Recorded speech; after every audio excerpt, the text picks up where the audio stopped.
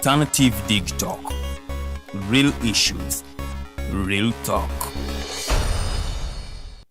Hi Rogers, can I ask you something? Shoot. What does corruption mean? Well, summarily, corruption is abuse of public power for personal gain or for the benefit of a group to which one owes allegiance. For example, when a public office is abused by an official accepting or soliciting a bribe. By the way, private people can be corrupt too, like bribing police officers to escape fines. Okay. So exactly how does that concern me? Well, do you pay taxes? I guess, yeah. What does that have to do with this? Everything. Because those taxes you pay are supposed to facilitate services you use, like water, electricity, roads construction, medicines in hospitals, name it. Okay, that is much bigger than I thought. But it can be stopped, right? Well, yes it can, although it may not be as easy as it sounds. And here is the reason why. Corruption roots are grounded in our country's social, political, economic, bureaucratic traditions and policies. So, what has kept it going this long? I mean, why don't we stop it? Well, the main reason why it has been here for so long is because institutions are weak, either as a result of poorly defined ethical standards of public service, weak administrative and financial systems, or ineffective watchdog agencies. What can we do to stop it? At a national level, we must focus on strengthening the independence and effectiveness of public institutions that fight corruption. At a personal level, we must commit to never giving a bribe. I promise I'll never give a bribe. Well, that's a great decision you have made. Me and you now have to spread this message to all our friends. If we all do our part, corruption will be normal. This message is brought to you by Alternative Digital. Looking for a pair of shoes? Les Hub Stores has a wide range of selection for unisex footwear. We have the best quality of all brands at pocket-friendly prices and we make deliveries countrywide. Just place your order or reach us on 0772 08 0090. You can also check up at Les Hub Stores on all our social media platforms. Les Hub, craft your own footprints.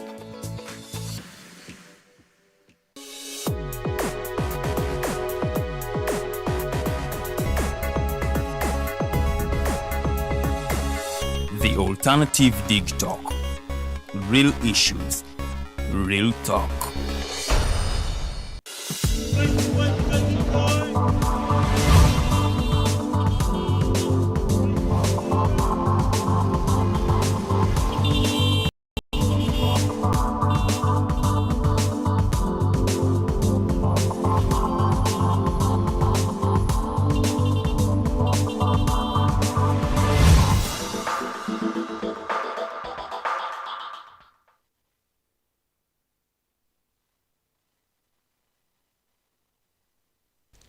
A very good morning, ladies and gentlemen, and welcome to this edition of the Mighty Drive Show. My name is Edgar Matthew Karohanga. Today is the 26th day of February 2024. We are soon finishing this particular month. Remember, February is one of those months that do not go up to the 31st or 30th. It's always between 28th and 29th. So that means we are soon finishing up this particular month. Ladies and gentlemen, thank you so much for following us from the time you've been watching us. From the time we started this year, from the time we started broadcasting a couple of years ago, you've been watching us each and every day. Thank you so much for tuning in for this insightful discussion. We are always here every Monday to Friday from 8 to 10 a.m. Trying to have conversations about Uganda and, of course, where Uganda is going in the near future. As you know, Uganda is one of those countries that are always dynamic in nature, always changing each and every other day.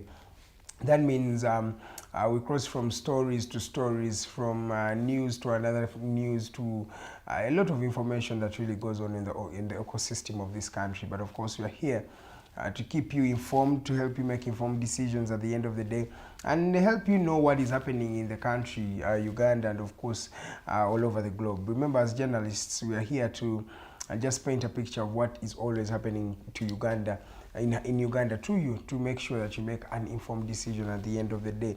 because an informed citizenry is really an informed population which can really make informed decisions, which can develop the country at large. My name is Edgar Matthew Karuhanga, and it's my utmost privilege and honor to be here on this called Monday morning. A lot of news and information has been going around the country. I will be delving into that. Yesterday was there was a sad incident of shooting of one of the leaders in Uganda. We'll be talking about that story, and of course on the international scene. We have a lot of news coming in, but most especially in the world of sport, we had Liverpool take on their first title of the season, that is the Carabao Cup, after hammering Chelsea in the dying minutes of the game. We should be also highlighting more about that. And of course, the Israel and Palestine conflict continues to go on in Gaza. As we speak today, over 28,000 people have lost their lives in that particular battle between the two. And of course, it is now mutating into what one may call a regional war after we've had some bomb blasts between Israel and Syria. We've had bomb blasts between the Hezbollah. Those ones are located in Lebanon, also trying to fight Israel here and there. We've had more military operations going on in Israel. That means this war is a war that is really continuing to ravage that part of the world. We shall be also mentioning that. And of course, the Ukrainian and Russian war also continues to ravage. But as we speak today, Ukraine is at its worst in terms of fighting the aggression from their Russian counterparts. Now, this comes at a time when the Ukrainians, first of all, have lost heavily in battle. That means in terms of personnel, in terms of people, many of them have been killed on the front lines. But we also have many of them who have been amputated, who have got injuries, who are trying to recover here and there. In fact, Ukraine has started a new phenomenon of inviting their ex-servicemen to come and fight. That means they are calling people who fought in the previous wars, trying to call them back to defend their countries in times of calamity. They are even conscripting young people, young as 18, to try and fight in this particular aggression. We're even having many individuals who are coming in from other parts of the world, Ukrainians who have been hiding or living in other parts of the world. They are trying to also come back to be able to serve their country and fight for Ukraine, because as we speak today, Ukraine is at its worst. Most of their machinery has worn out. Other machinery is spoiled. In fact, the support that they used to get from their European counterparts from the West, that means people like England, UK, and all the other countries, plus the United States of America, it's now starting to be a bit tedious for them to be able to support this war. Remember, there are also some internal problems in those particular countries, but there is also a war going on between Israel and Palestine. That means a lot of focus has not been put on the Ukrainian-Russian conflict, which has actually metamorphosed into what you may call a Russian triumph to some extent as we're speaking today. So Vladimir Putin and the Russians will be saying this is a tick for them in terms of that particular war. But that is what is happening in the global scheme of things. But of course, we're always here. Please do follow us at Digitalk TV, at The Alternative Uganda. That is on all social media platforms, Facebook, Twitter, YouTube. You can just look at those pages and you'll be able to get these particular stories as they continue to unfold. Now, 10 minutes past the top of the hour. Every Monday we have Nnabe Moses from the National Unity Platform. He's always here trying to paint a picture for what is happening in the country. And of course, we shall be first delving into the sudden death or the shooting of the leader of the Ndiga clan that is in Buganda Kingdom, Engineer Daniel Bossa, who was shot yesterday in the evening at around PM in Lunguja. According to eyewitnesses, two people who were on border borders carrying guns were the people who led to the demise of this individual. Now, what happened, according to eyewitnesses, is two border men came following this particular black Land Cruiser V8 that belonged to the late engineer Daniel Bossa, and after following him up, they tried to shoot. Some bullets were shot first, and which led to the car that was driving to stop. Now, after the car stopped, This bike that was manned by two individuals went in front of the car and it shot directly to engineer, directly to his face. Now, according to eyewitnesses, the engineer was shot 3 times, one in the head, the other in the eye, and the other in the mouth. That means 3 fatal shots were made towards the face of this gentleman, which led to him losing his life on the spot. Now, this gentleman is not a gentleman that has been really known to the public domain, but those people who are in Buganda Kingdom surely know the leader of the Ndiga clan, Mr. Daniel, Engineer Daniel Bosa. It is really, really saddening, and we pray that the Lord may, comfort his family and, of course, comfort the entire Uganda Kingdom. Now, this brings us to a point of just sending our utmost sincere condolences to the Kabaka of Buganda and, of course, the Katikiro of Buganda, Charles Peter Maiga, and, of course, to the entire Buganda fraternity over the sudden death of one of their members and of one of their comrades in that particular regard. This gentleman, we don't know yet when he is going to be buried or when the burial will be commencing. And of course, we shall be giving you the news subsequently as we continue with our programming here. But it's really, really saddening that there is a return of gun violence in the country. Remember, gun violence has been really at its peak, especially last year, where we had a lot of individuals who were murdered by use of gun. One being the minister, that is Sam Engola, who was murdered or who was assassinated by his private bodyguard in that particular regard. We also had one Isma Oxales, also known as Ichuli, who was murdered also in cold blood. That was last year around May. We had an Indian who was working around Kampala Road, who was also murdered by a policeman using a gun in that particular gun. And of course, we've been having these stories. There's also a lawyer who was murdered earlier on last year by use of guns. So gun violence has been on the increase in the country, and of course up to date we've not seen many people who have been aligned in court and charged with these particular cases.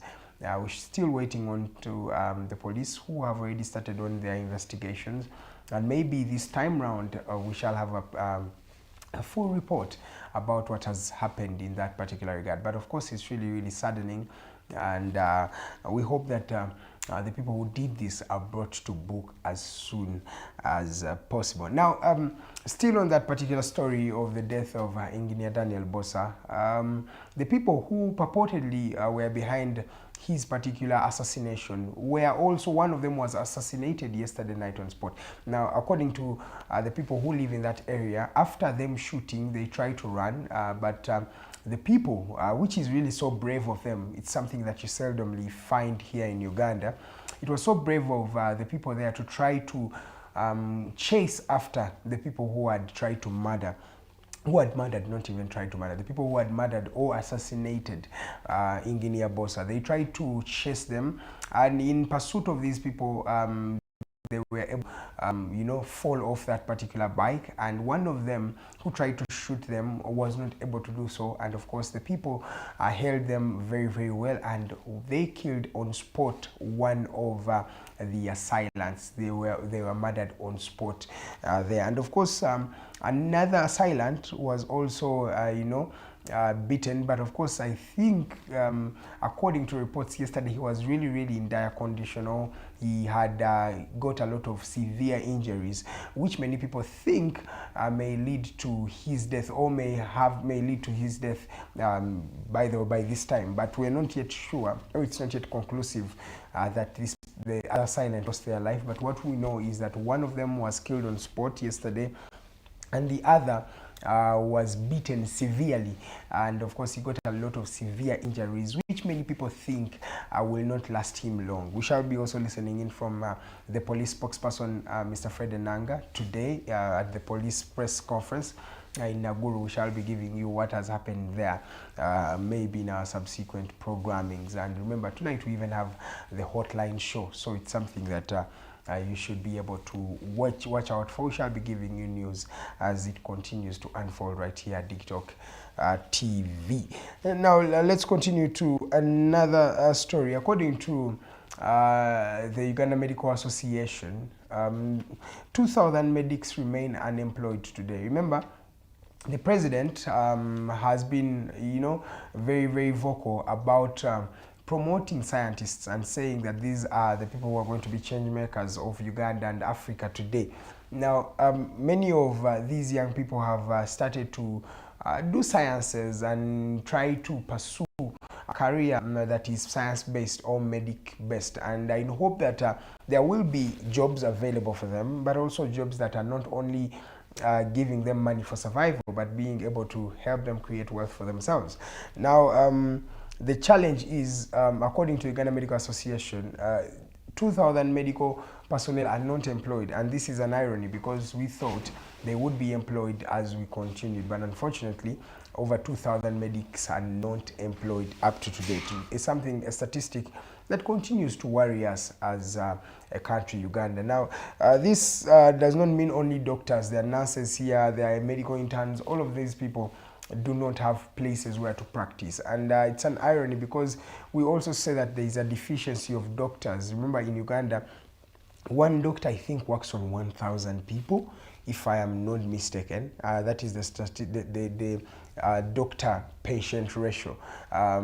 Each doctor in Uganda, and maybe I'm subject to being fact-checked, but each doctor in Uganda today is working on 1,000 people, and now this is a big number. But then the irony is we also have doctors who do not have employment, who do not have jobs. That means they have the skill, but they do not have where to practice from. Now, is this a problem of the system in Uganda? Is it a problem of the doctors? I also don't know.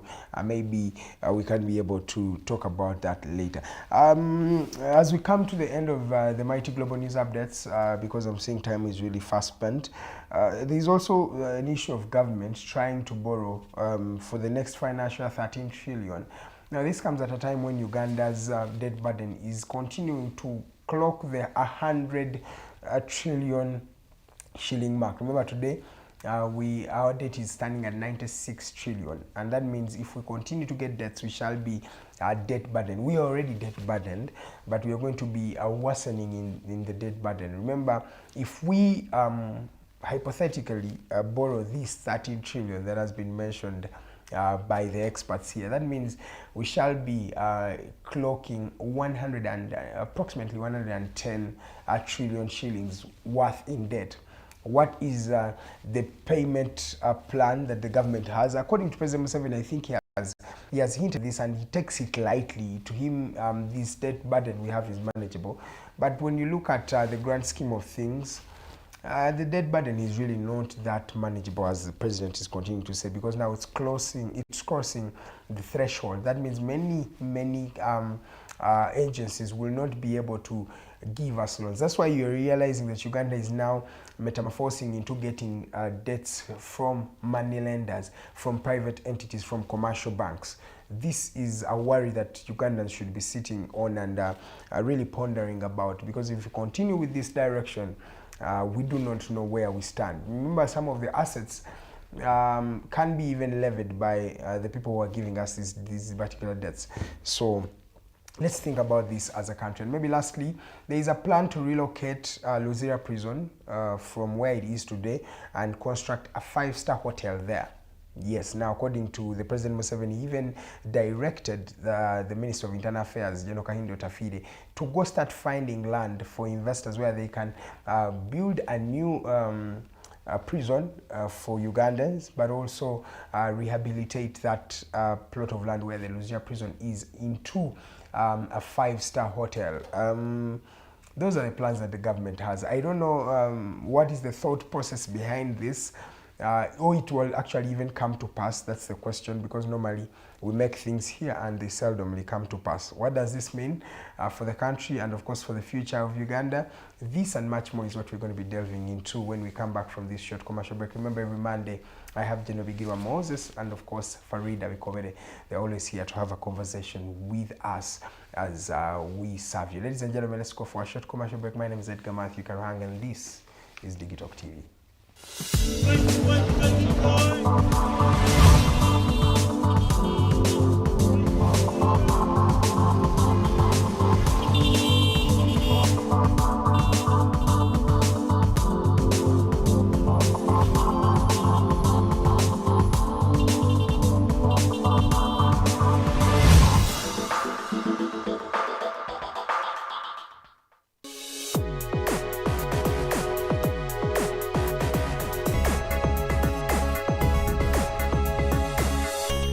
Alternative Dig Talk.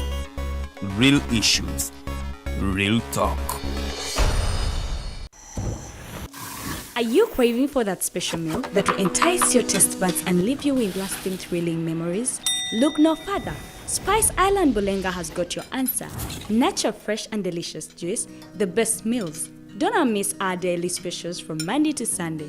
Pizza Wednesday, Saturday Pizza Bonanza, you buy one and take two. Come dine with us and feel the experience. We are located at Prime Shopping Center in Bulenga, Mitiana Road. For inquiries, call us on 0704111720. Spice Island, we treat your cravings.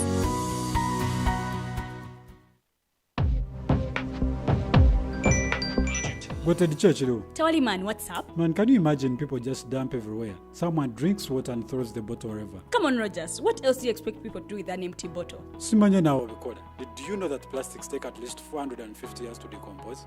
What? That's a long time. Exactly. Because plastics are made out of a lightweight and flexible material that doesn't decompose easily. And plastics everywhere in the environment cause plastic pollution. What is plastic pollution now? It is the accumulation of plastic waste in the environment, like bottles, polythene bags, straws. All of these contribute to plastic pollution. I have been using them without knowing their effect. Yeah, a lot of people have. Plastics are a danger to the ecosystem, both on land and in water. So how can we overcome this problem? Is there something we can do? Oh yes, we can reduce by minimizing the use of plastics, reuse by repurposing them, or recycle by collecting and processing them into new products. Everyone wants to change the world, but no one wants to change themselves for the world. How about we change our habits for the world? And it starts with me and you. This message is brought to you by Alternative Digitalk. Looking for a pair of shoes? Les Hub Stores has a wide range of selection for unisex footwear. We have the best quality of all brands at pocket-friendly prices, and we make deliveries countrywide. Just place your order or reach us on 0772 08 0090. You can also check up at Les Hub Stores on all our social media platforms. Les Hub, craft your own footprints.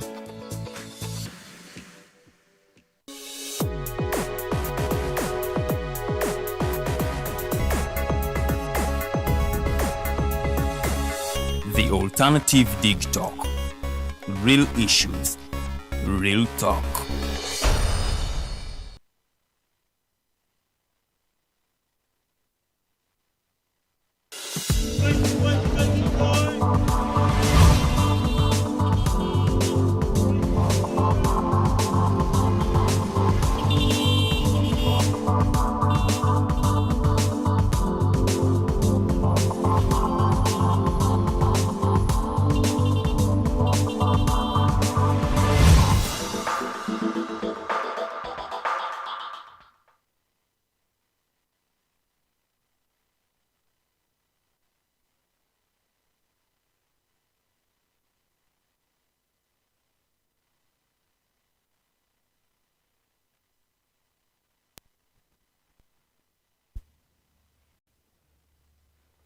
Welcome back from that short commercial break, ladies and gentlemen. You're still tuning in to the Mighty Drive Show. 25 minutes past the top of the hour of 8. Of course, every Monday to Friday, we are always here having a conversation with you.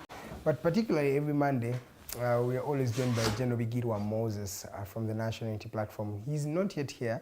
The lady who's here is called Farida Bikovere. Let me welcome her to just greet you, say hi to you, and you can start from the conversation from there as we wait for Nnabe to join us right here on Farida. Morning, welcome. Thank you, good morning. How are you? I'm very, very good. Wow. Provided I have health, I'll always be good. Other factors can come in later. Yeah, you can be broke, you can be what, but as long as you're alive. Chengamba, by the way, obugagga siwe, obulamu bwe bugagga. Exactly. Yeah, w'oligendeeyo n'olaba ku bantu abali obubi. Naye nga balina ensimbi zonna. That's when you really sit back and start understanding what life is really about. The mad person has life. They have life. They have all the money. Tizina kye zimukolera. So kyokola bagamba nti obulamu bwe bugagga, we should appreciate life because life is everything.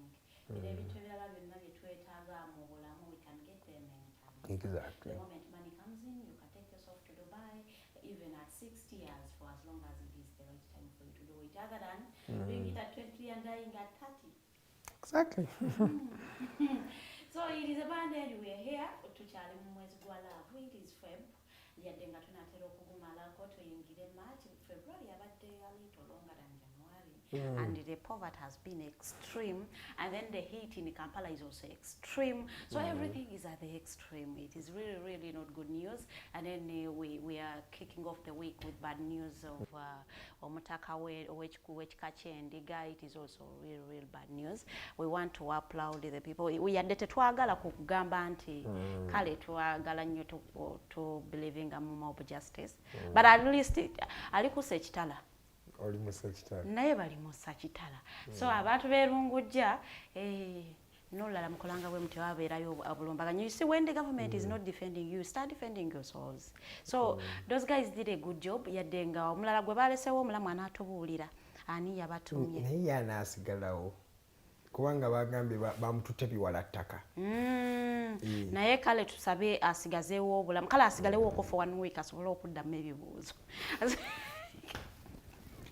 asobole okuddamu ebibuuzo byani yamutumye era what was the kigendererwa. Omanyi kati omuntu bw'afa mu mbeera bw'etyo ebyogerwa bibeera bingi, you know, waliyo obukuubagano sides ey'Emmengo naye ebintu by'ettaka ate ono mu kika wabaddewo obukuubagano ku ttaka ly'ekika ky'endiga and all that kind of stuff. So abantu bangi nnyo bali mu kwogera different views of the stories, naye mu budde buno ng'abantu bakyalumwa. You wouldn't want to start okutandika okuleeta stories z'otayinaako bukakafu oyongera okubalumya. So we are going to wait tulinde police report enevaayo anyways, but tubuulire what was the intention of the killers who sent them, if they so find out who sent them. So naye nga twagala okunyolwerwa wamu eri kabaka Ssaabasajja Kabaka wa Buganda tugamba gutusinze baffe tetwakuumye bulungi munnange omutaka we ne bamutwala. Bimanyi no, zemba bimanyi. Omutaka ne bamutwala tunyolwa wamu ne famire abaana n'abazzukulu kubanga abadde grandfather w'abantu bangi nnyo, abadde taata, abadde musajja mulungi nnyo ddala.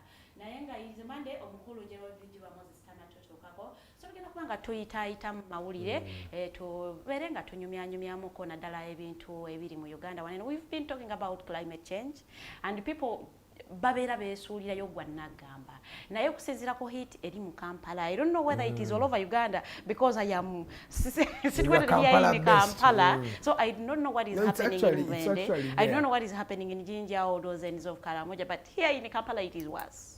It's really bad. I was in Fort Portal last week. In fact, even in Fort Portal, it's actually even worse. The sun is too much, the heat is too much. Uganda and Africa extreme temperatures. Should we say we are experiencing global warming? Yeah, that is part of the grand scheme of things, really. Last year, for those who did not know, 2023 was one of the hottest years recorded in history. That was 2023. Katuli in 2024. Patterns that is becoming worse. That means we're experiencing akati being to be contributing in the past. Africa has been known to be a continent conducive. Africa generally kwabagamba kama yategeka ebintu bye yamanya nagamba abafirika kamba take one wali fertile land wali good climate olusi nayo bata innovating nnyo. They will survive. Yes, they can survive. They live. They don't need to think a lot. So I have to take a mumbe. Yeah, because when you look at temperatures, as you know, for example, in Europe, or you can look at Asia, they're extreme temperatures. Maybe we wanted to experience these things such that we can now start finding solutions. Maybe starting thinking. Yes, now at least now you get a konsonga chuka yobude. Edda it was theory. Chengame Africa. There is global warming. First, we don't feel it. To be so much geography. Try to be managed. Now, when you sit back and critically look at it, otandika notandika otegeera nti kati effects ziri mu experiencing bweri wokka bazungu bokka naye nedda naffe ng'Abafirika twatandise dda okufuna effects ezo. So Abafirika babeere very critical. All Ugandans should be very critical about the climate change conversation. Kati emboozi mwali mugamba mbuzibowa tezinyumira bannayuganda ndowooza kati namwe mukiwulidde ndowooza kati mutegeera nti climate change ensonga y'amaanyi nnyo, it's very very pertinent and it's a now problem. It used to be nga bagamba 50 years from today you're going to have climate change issues. It's now a now problem. It's no longer 50 years away. Climate change has come. We've had extreme temperatures. I think, by the way, if you're looking at extreme temperatures, but we're also having cases of extreme rainfall in some areas. So chukulaga nti no juxtaposition kati guno omusana bwe gunagenda kati enkuba egenda kutonya nyingi nnyo causing floods ekitegeero oluusi neyonoona gardens z'abantu so ensonga ezo abafirika ndoza it's high time we appreciate the climate change problem and treat it as a problem of today. Era n'olunaku olwaleero tujja kuba tukyogerako ne omwami Jeno Bigirwa Moses amaze okuba nga atwegattako essaawa zino dakika ziri 33 ezakayita ku ssaawa 2 ez'okumakya lunaku lwa Monday era mukimanyi lunaku lwa Monday Jeno Bigirwa Moses okuva mu kibiina ekya National Unity Platform ekibiina ekikulembera opposition mu ggwanga lino mwava okujja okutunnyonnyola biki ebyo bigenda mu maaso mu ggwanga ate particularly ye muntu w'ebusoga era ensonga z'ebusoga atera nnyo okuzisoosowaza nnyo wano ku mukutu ogwa Digital TV sebo tetukitwala nga kintu kitono nnyo kibeera kya ssanyu sebo okutwegattako buli lunaku lwa Monday. Nange ndi musanyufu. Last time twali wano twaliwo ffekka somye Farida wamuwa updates ntwayogera ebigambo bingi wabisubwa naye ndowooza leero tunatandikira we twakoma. Abatulaba bafe abalungi mwasize mutya era mwebala emirimu gye mukola basaasira nnyo abafuna ebizibu eby'enjawulo ate nammwe abafunayo achievements oba successes obutonotono nammwe twebalizaako Katonda. Naffe gye tuli tukyayiriba olutalo olw'okuleeta enkyukakyuka mu ggwanga lukyagenda mu maaso tetulugyako kigere ye main focus era ye main mission era ye main vision wanje ewakeye busoga muli muti naku zino mukola amawulire ndaba ababaka bamwe bafuna allowance ezikudukkiriza mu million 4 abalala bafuna 8 but people are having a good life in Busoga. No, not necessarily Busoga because your story nange najiraba nga right honorable speaker yafuna per diem ya million 4 okugenda Nairobi okuwumulamu ne bbaawe ate ne bbaawe n'afuna miliyoni 9 okugenda Nairobi okuwumulamu ne mukyala we. So ebyo ebintu nno zezo effect negative effect za longevity ya regime nti buli muntu office gy'abeera nayo eba yiye awambira ddala n'akola ebintu nga talowoozaayo nakulowooza nti waliyo checks and balance. Obanga mwabazimu wadde kwasimateeka mwamukolera budget ya buwumbi bumeka si 10. Kyenjala okutegeeza mu nsi zonna ezitegeera okugamba nti speaker yagenze okwewummuzaamuko because buli muntu amanyi emirimu egikolebwa mu kwewummuzaamuko naddala ng'ogenze n'omwagalo waawo ffe eggwanga ne tusigala nga tukusasula emiliyoni 408 kumpi miliyoni 5 ne bbaawo ng'asasulwa gega mawanga agakyastruggling okusituka gegaba mu transactions module eyo but iziri ensi ezamalayo toyina tusobola kugwa ku such a transaction nti happening ku government level tekisoboka busobosi kubanga ezo sente ziri supposed kuyamba muntu wa wansi ziri supposed kuyamba muntu oli atasobola kwejanjabisa kuba tebagenda mu ddwaliro tebagenda mu meeting ya government tebakiikirira Uganda wabula bagenda kwesanyusaamu kwewummuzaamu ng'abafumbo. So ekyo si kya Busoga. Soka speaker weteeso Teso is another sub-region but always it is Eastern Uganda. Then oli Muganda waffe Mwai Magogo Moses yewe Buyende yafuna omukisa n'awasa omukyala amusinga capacity eri ku street tubayita ba smart wire ogwo guba mukisa smart wire yakoloba yakiriza akolobwa smart kakati buli wero facilitated tosobola muteeka mu tuluba eryo honorable oyo anti smart wire tatuuka mu tuluba eryo no si tuluba because I can give you let me give you he's a member of parliament. Yes. He's a FIFA president. He is a member of the FIFA committee. He's the member of a CAF committee. He's also the husband of the speaker. Tasobola kubeera smart smart sijja kitya he's merited. Maybe his smartness is merited. Ediga kasito waso omukyala akusinga obukulu oba oyina ssente oba tozirina oba ofuuse smart. So Magogo is younger than Anita. Anita is older than her husband. Yes. Let's chill the conversation of every couple. Let them go. Ekyo bwe kiri. So to akakasente ke balya tokabalira ku busoga. Abasoga bali bubi nnyo to the extent nti buli lunaku bafa nga ne government emanyi nti bafudde. Nti wali abafudde. Yes. Jeno, njaga tusooke tuve ku nsonga eyo. Tutandike n'ensonga ey'abannamawulire. Waliwo akafaananyi k'abannamawulire nga balina sipiika. Kuba oyogedde ku sipiika naye nga akansonga tugimalire ddala ensonga eyo. Bannamawulire ensangi zino omulimu gwaffe tukyagukola. Are we still the journalists we are supposed to be? If you saw that photo of the journalists bowing, some producer akinoonyeeko, they were all bowing to the speaker. Oluusi n'ogamba kale bamuwadde ekitiibwa nga speaker of parliament. Naye where does this leave the journalism fraternity today? Kakati Uganda ensi yonna ng'erimu bwanakyemalira tolowoozangayo nti waliyo sekita yonna eneesigala ng'eyimiridde ku professional ethics. Tekisoboka because bw'ogenda ku parliament bannamawulire abasakira ku parliament engeri gye beerobingamu engeri gye beerwanamu maama engeri gye okusakira okudeployinga obudeployings station yo ne kudeployinga nti kati gosakira ku parliament.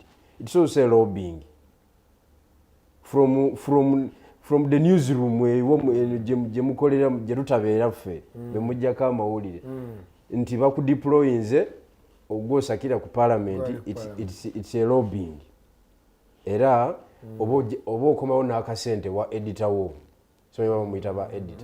Yes. Oyina omuwaayo because ye aba alowooza buli mawulire gosaseeyo bakoze eki naye nga si ensonga anti kati bye bigenda mu maaso wali kakati n'okubeera obubeezi ku ttiimu ya speaker nti mwe mukavaringa story za speaker n'ebigenderako n'abakulu abamuliraanye ba commissioners. It's also lobbying okitegeera because office number erina budget yaayo eya publication. Kakati ebintu byonna under dictatorship biba bitunuulirwa in terms of monetary value. Under dictatorship tewaliwo kintu kibeerawo ku lwakyo kuba buli muntu aba anoonya kufuna okuwangula obwa president bwa journalism association of parliament. Waliwo abo bannamawulire abasakirawo beekolamu leadership okubuwangula obwa president nga tolina miliyoni 6 ku 100 tobusobola okiwulidde. Kakali kiba kitegeeza ki nti tuba tugenze mu unfair reporting. Bias reporting. Yes, tuba tugenze mu bias reporting because waliwo ne bannamawulire nga bo basoosowazibwa speaker nga bo be babe mbu ate waliwo ne bannamawulire ababooleddwa okuva ku parliament yoko sirwa nti babagobye naye nga bababoola stories zebateeringa yes. Kati bw'ogenda ku parliament ng'ogenda kuwandiika story nga bweri toyinza kuwangaalawo tekisoboka. Kati ate owangaalawo otya okola story emu netuuka ku desk ya speaker n'agisomamu nga story entuufu naye temukolera ye nga ye. Kakati gwe ne bakuwa yellow card oba ne bakuwa red card noba nga tokyasobola kusakirawo ki mawulire. Era story zifulumawo nga ziri controversial ng'olaba zibalansinga bulungi nnyo story ezo olabira ddala nga neyawandiise teyeekootinze. wali osomyeko story module nga ne source tebagikootinga nga nawandise teyekootinze nga kwegamba story tosobola girirayingako naye nga yentuufu. Yeah, by the enaku zino stories ezogera stories kati ngezi is breaking a big stories tebakyateekako by our sources naye nga takootinze source ye kenyini teyekootinze nga writer naye nga story akulaga nti ntuufu. Kakati ezo story zijja olwa obunyigirivu obuli wali ku house. Kati bannamawulire bonna nabalabye nga bafunze omukulu wazze tekyali badde kibi okurespecting omukulu. Okay? Naye mu professional ethics z'amawulire ekyo kiba kituwa ekirowoozo ekirala nti oba osaze oba orespectinze kubanga nze kyetwalirowoozezza nti bajjayo kamera kukwata bifaananyi ekyo tekirinako mutawaana kubanga mu politics ku level ya right honorable speaker buli kyakola kikola amawulire kyevulaba neyo n'okwo okufunga kwakoze eki amawulire. Kati okuva obuvi mu mmotoka ye atandika okutambula steps ezo kikola amaki amawulire. Nze ndowooza kibandibaddeko nakumuggyako bite ez'amangu mangu speaker kino bwe kiri obadde ogamba otya nga tonatuuka mu office nti sisogerera mu lukubo mujje mu office ebintu module eyo bannamawulire bakola ki si mukulu kutuuka ne mufunga. Kakati bannamawulire bakikaki webale nnyo kubanga lw'ensimbi ekitavu ky'abannamawulire abakolera ku parliament ensente eziri ku parliament that is money power. Tewaliwo kirala kyonna kubanga bannamawulire abakolera ku parliament njala okutegeeza ye ne bagamba obugambi nti bamukyusiza ayinza n'okukaaba ayinza olaba omusirikale waliwo omusirikale gwe bakyusaawo naagala ogenda mu kooti ate nga abasirikale obamanyi nti ba deployment and withdraw anytime yagenda yasika omuguwa agende ne mu kooti nga raisinga kakati nga bomanyi wano waliwo emoluments akenjawulo nali nsabye looni nga mbesinga ku kano kakati sina bwengenda gisasula nga siri wano nayigira kooti naye ng'omanyi kye kitegeeza ekyo mawulire g'amaanyi. Kakati olw'obunafu bw'amawulire gaffe wano ne reporting yaffe story module eyo tebasobola nazireeta ate nga nkulu nnyo.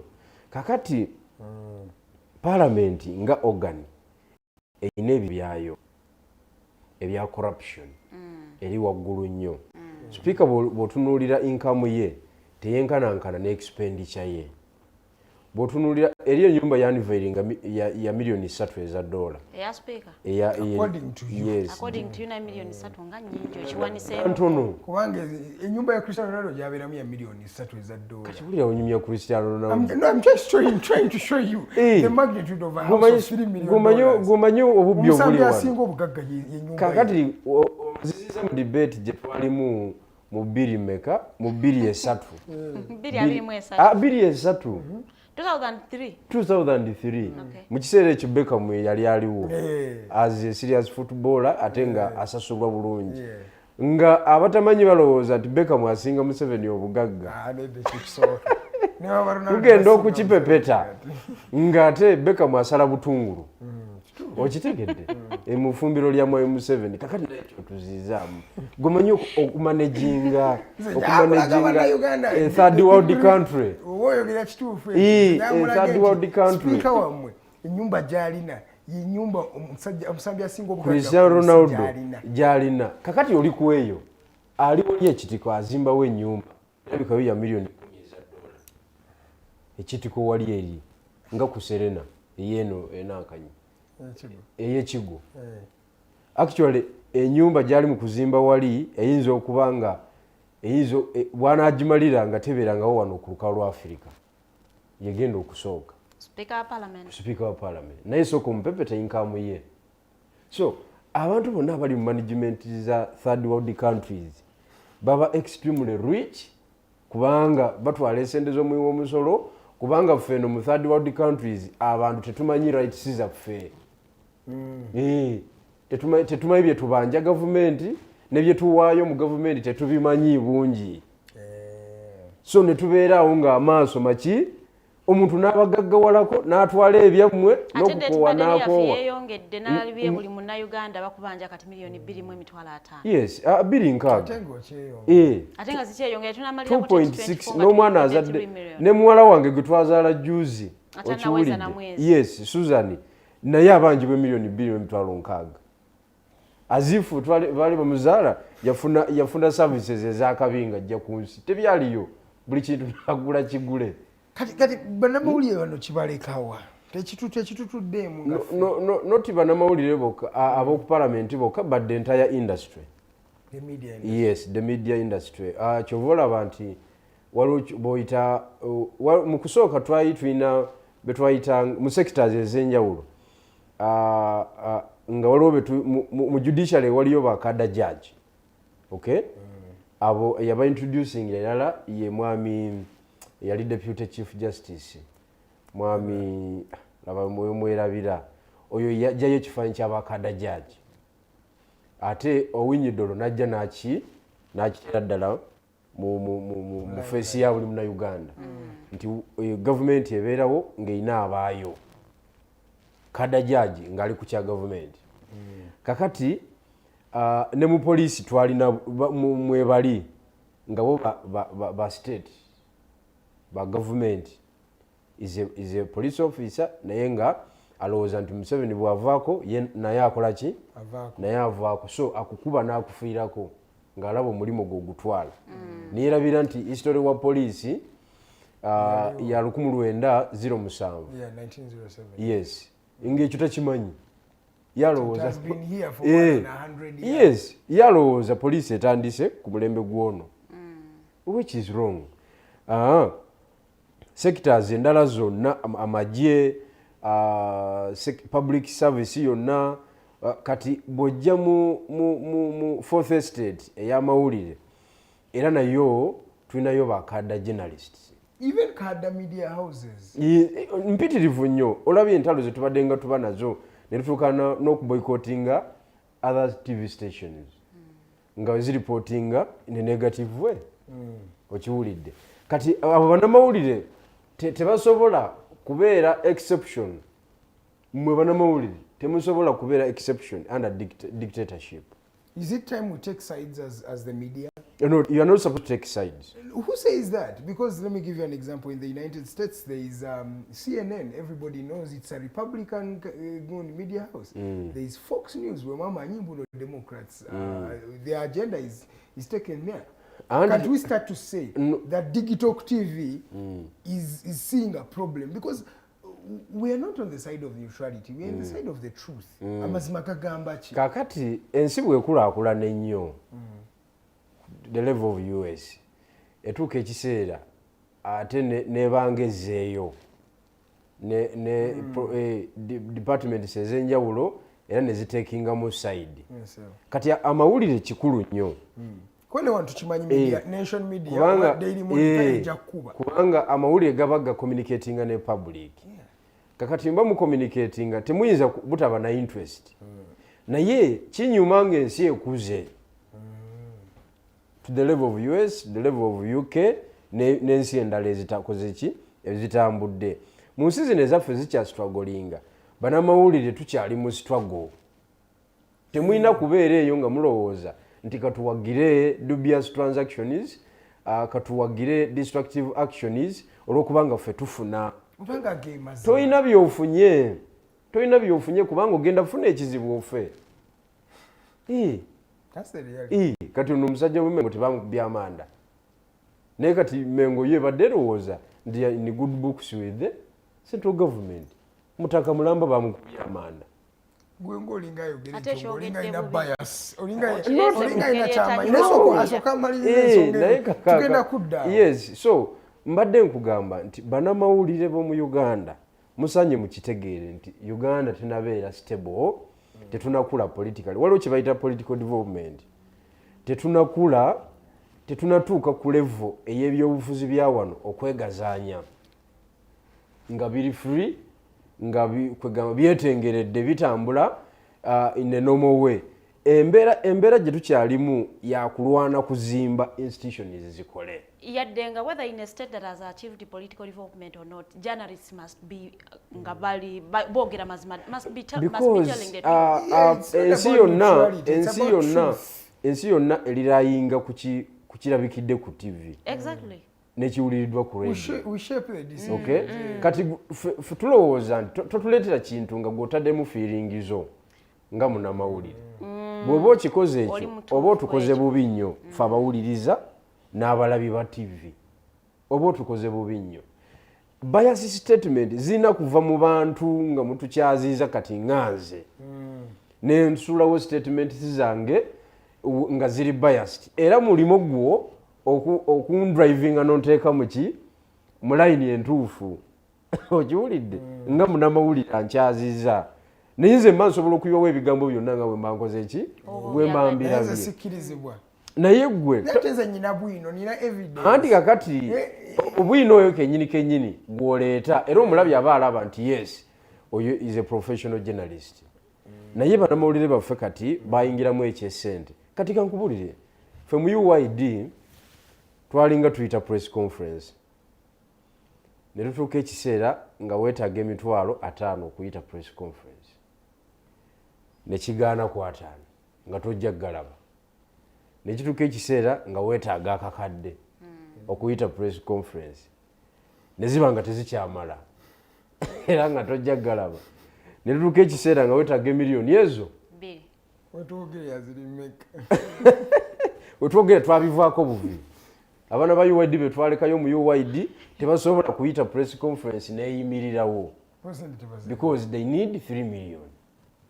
Kakati 3 million oyise ba journalist mu media houses gye bava basasulwa gwe bwolowooza okitegeera kakati ate wali weetaaga emiliyoni 3 okubasiibula naye tugenda okizuula nga obuzibu era obusinga buva mu media houses nti basindika omwana mu field nga bamugambye genda weekoze ki genda weetetenkanyize mu field n'akwata kamera n'ayingira field nga azze kwetetenkanya nga kiringa omusirikale banamusindika mu field omusirikale oli ow'obbote ne litookera olutwa gwe bagambanga nti waakunasira oyina emundu ate otusaba sente oli musiru genda okole ki genda weetetenkanye it is exactly the same kakati tulina kuddirayo ddala ku regulator wa media wano we tuli is not very important is very critical okitegeera kati tuddayo ku regulator that is UCC ye batwala yes gye tuddayo regulatinga ki atandikirawa akomawa yateka ne bannamawulire batandise okuyingira ebifofofo tugambe era omuze gwe guleetedde bannamawulire okulya nti kati yayingidde kino ekitongole yakyogerera kati yakolawo wetegereza ebyo byonna anti kakati munnamawulire waaba ali ku TVM ng'alaba tebamusasula bulungi kakati ate agenda okuwulira eri balanzeyo omulimu ate alinayo ba OB be yasomanga nabo okitegeera ng'ateekamu empapula ng'agenda afuuka PRO wa Red Cross oba wa UNRWA okiwulidde okuyita obuyisi kati press conference ya poliisi ogiraba lwakuba nti kati it's a police institution wetaaga training biki naye budget y'ennanga ya press conference yemu ya miliyoni 3 one press conference kati muwakanaki kati muwakanaki every Monday ennanga asasanya miliyoni yaga ku bantu abo kakati nga maliriza ensonga eyo fourth estate teyinza kusigala nga ekyasitandinze ku ethics zaayo ne integrity ku professional standards nga eggwanga lyonna sectors ez'enjawulo nazo zikoze eki zifudde omukola story nga y'amaanyi munnamawulire n'agicoveringa yonna ate n'akubira oludda olulala oludda olulala terumwa to balance. You need to balance the story, of course. Kyandibadde to balance the story. Yes. But akubira luli oludda olukolokottwa ng'oba olukolokose oli namugamba bugambi just ignore that but you come here. N'agenda ne bamuwa emiliyoni y'essente. Kati nga wano woli mu kwaleginga nti speaker yagenze ne padye mu miliyoni biri, of course you need to call the speaker to balance the story. No, when she says that no. is not an allegation. Ebyo byafulumye. Twabisomye muki mu media printings ne social media nga bitambula. Ebyo si for to break is a story. The story is already there in the public domain. So tuwetaga mukubira ku ekyo. Dakiika zino ziri 3 ezibulayo okuwera ssaawa 3 ez'okumakya kati omulemu tukomawo tukyalina ensonga nnyingi. Waliwo ensonga y'omutaka eyakubiddwa amasasiro olunaku lw'eggulu naye ate tulina n'ensonga ya Luzira prison gye baagala okuba nga bajjaawo bagishifti nga bagifunye ettaka eddala. Bino n'ebirala bingi bye tugenda okuba nga tunyumyamu tukomawo okuba mukuumula mukulu.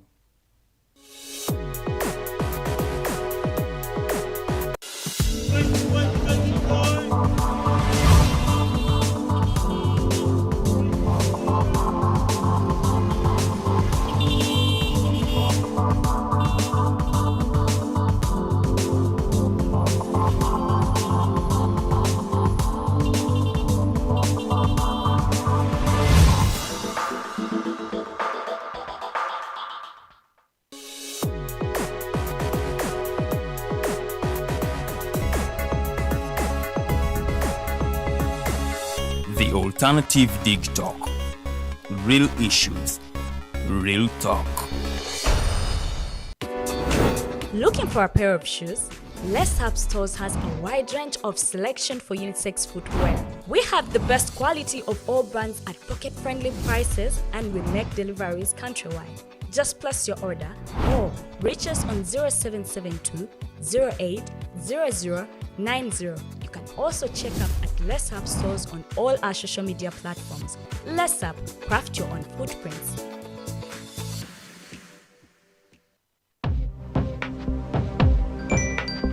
Go to the church, though. Tawali man, what's up? Man, can you imagine people just dump everywhere? Someone drinks water and throws the bottle wherever. Come on, Rogers. What else do you expect people to do with an empty bottle? Simanya now, did you know that plastics take at least 450 years to decompose? What? That's a long time. Exactly, because plastics are made out of a lightweight and flexible material that doesn't decompose easily.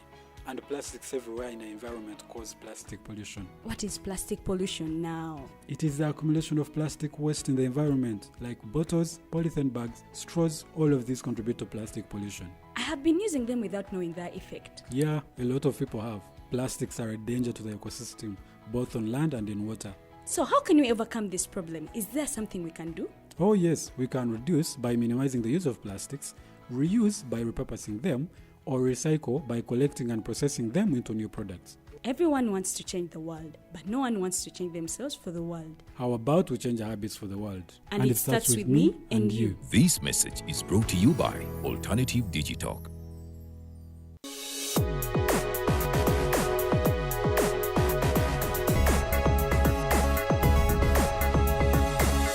The Alternative Dig Talk. Real issues, real talk.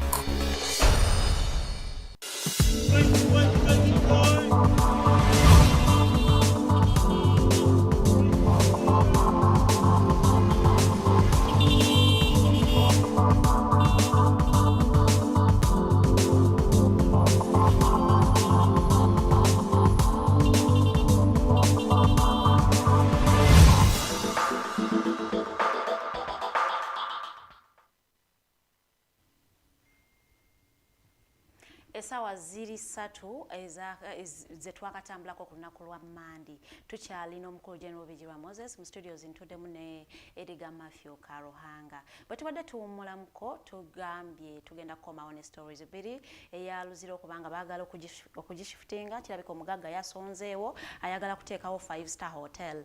Banaateekawo hotel osanga nange nja kugendayo to recreate memories. Memories eziriyo nzibu. Kati I will have to go back and sleep there nga sisula muko. Yeah, one OG. I might even go there this year, so you never know. Migiro is an OB for how many times? 19, 20, 40? 40 times. Luzira 23 times, but Prisons generally 43 times. I am an OG for 2 times in Tambu. 2 times Edgar oyogera ko ogali ogeze. Being a lady. Kirizibwa okwogera. Very remarkable. A lady who's taken for a cause. Nga seba kutembo kwa kuba. No, but generally that brings me to the story twali twogera ko. Kati munamawulire ngoyo osubira ku storage. Alina kwogera mazima. Oze n'okwata ebintu bye n'obakwata n'obakasuka. Alina kusigala ng'ayogera mazima. Kyekisinga obukulu. Regardless oba bamutochalinga oba bamukola ki. Because neyo tocha yennyini. No, okwogera the truth. Tekitegeeza nti toli neutral. Because oba oyogera ki. Kati singa atuwa exclusives za women wing ye prison. Tekitegeeza nti ali bias. Aba ayogera exclusives yakola ki? Byalaba. Okitegeera. And abantu module eyo tubatwalanga authority. Because oyogera ekintu kiwakola ki? Kyomanyi ekyakwapeningago. Kuba kati nze nga natandise kunyonyola byamakomera ne police detention centers ne CMY Embuya. You have to listen to me because I am one authority. Okay, you are an authority, sir. What is behind this story of relocating Luzira prison? President yawandikidde ne Minister of Internal Affairs na musaba atandika okunoonya ettaka lye basobola okurelocatinga ekkomera eri libadde eri Luzira. So plan eriwo nti ekkomera awo eriri bagifuule 5-star hotel. Bali developing bazimbewo 5-star hotel ennungi. In fact olaba Luzira eri strategically located. Kumazzi inakavyo kalungi mu mbeera eyo. Eno move okiraba otya? Is it something we should think about or there is something beyond what we are seeing? Kakati Bannayuganda twerabira nnyo ate tulina ebintu bye tubuusa amaaso. Omugenzi Paul Mwanga bwe yali tanafa mu 89 yakola statement ekyali fundamental era ekyatambula n'agamba nti mukubye enduulu musanyuse nga Mwai Museveni akutta obuyinza mujaganyiza mukubye embuutu mulowooza muwonye. Okay? Naye wanaavira ku buyinza ng'ekisooka mweyaguza lujjo, ekyokubiri nga temulina kye mulina mwenga abantu n'eggwanga okutwaliza awamu. Okitegedde? Kubanga omwami oyo ffe tumumanyi tubadde naye era mwe temuyinza mutegeera muli tujuliza ffe mulowooza nti tuli baki tuli babi nnyo.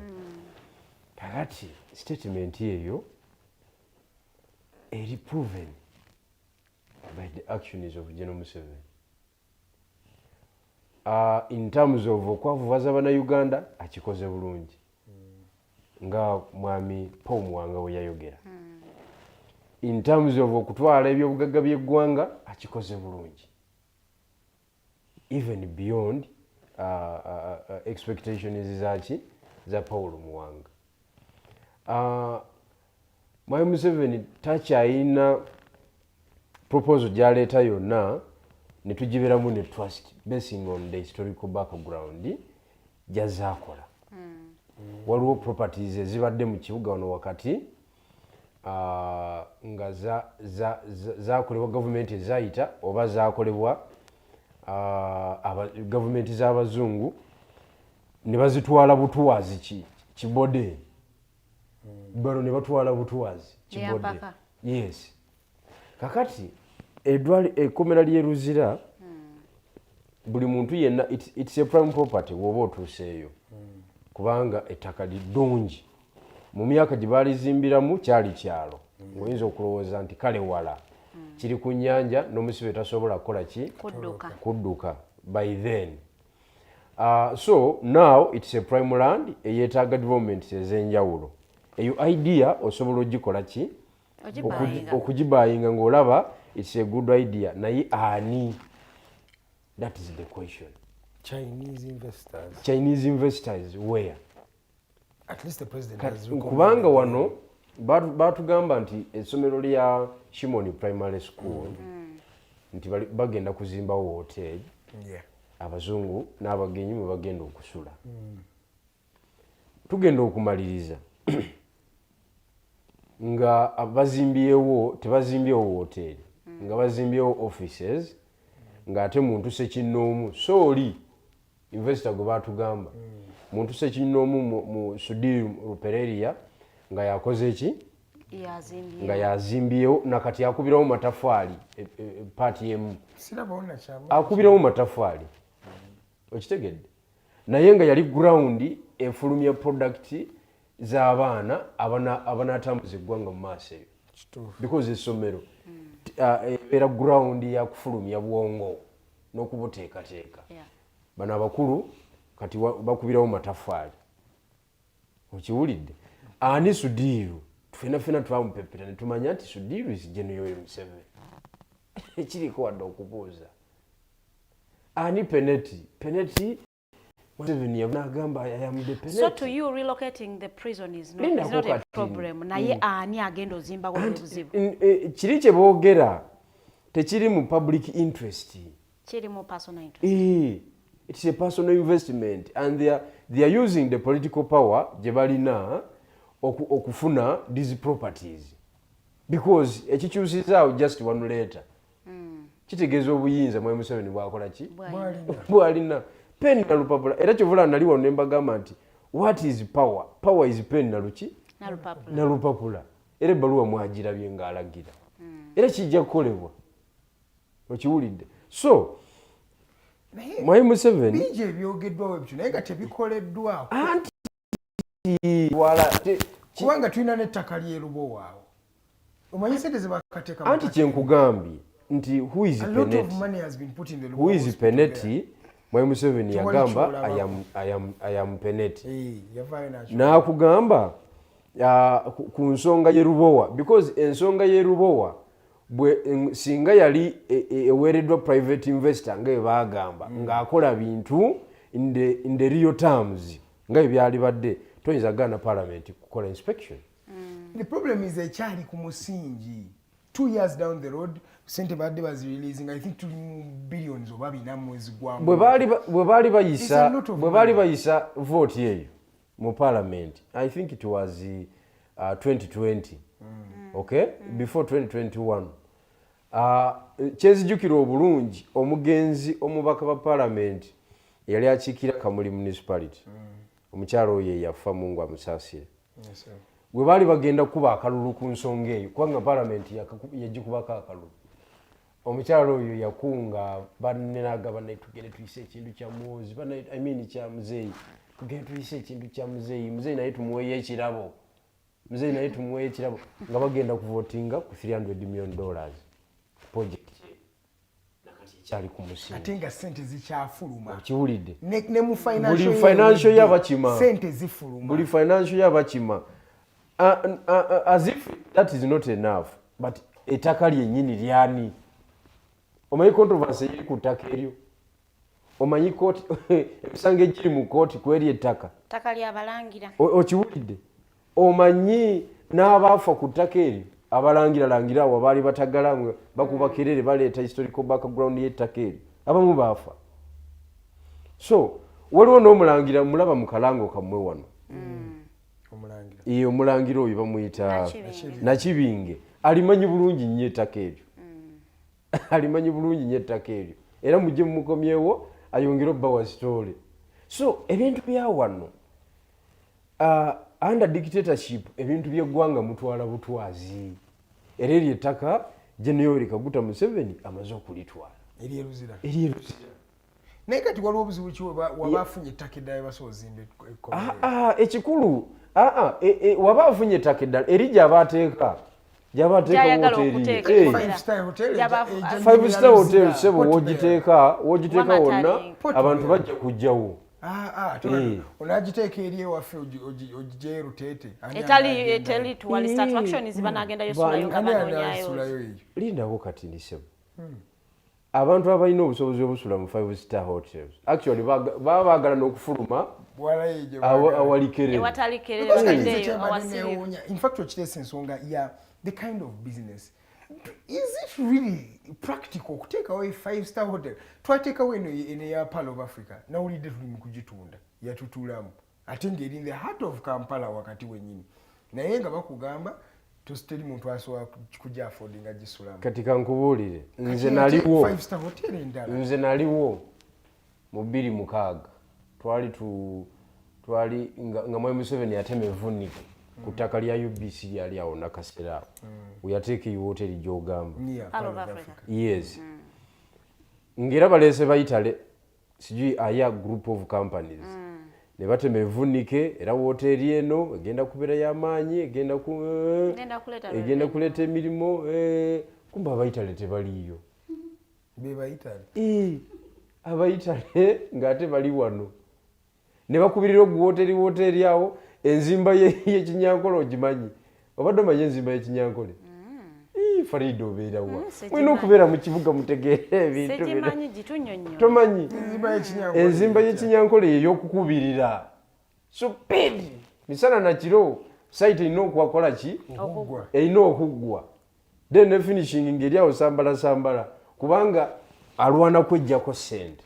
Because in Pearl of Africa, what a reason but to ambuno teina a client, teina senti, teachers who are operational. Because there are no people who can afford to sleep in a hotel of $200 a night. Kakati kankubuulire n'ebirala bingi ekyo kimulabako kyokka ery'ettaka nze naliwo nali edisiwa Haji Ssebaggala nga meya w'ekibuga Kampala ne tugendawo era ku olwo olunaku Haji Ssebaggala lwe mmoroka ya Mwai Museveni mukijjukira ndowooza mwali baana bato nnyo biri mukaaga tokisala nnyo noga nti wali muto nnyo nali mu primary okiwulidde fe twali wano nga tuli ba puleya okiwulidde nali ndowooza mu senior kale tetufuddeeyo kyonna naye ffe twaliwo wano Mwai Museveni n'agamba Haji Ssebaggala ayingireko mu mmotoka kulwa nti lwe yamutwala ate Ssebaggala yadde engulu yayingira Land Cruiser y'omusajja n'akuba ne kajjambo bw'ati mwanyumiddwa omukolo gwaliwo saa 9 Ssebaggala yali ku New Vision headline ng'ali mu mmoloka y'omusajja public n'emukuba teyadda ngulu Lukwago bw'ati bwafuuka puleya w'omu kibuga Kampala olowooza Lukwago yali waguza teyali waguza but it was just one mistake and ate mistake eyo okumanya ebintu bino bizibu nnyo Haji namugamba gumanye okukayana ne bossi wo ng'omugaana okuyingira emmotoka eri I did it nateekawo resistance nga ADC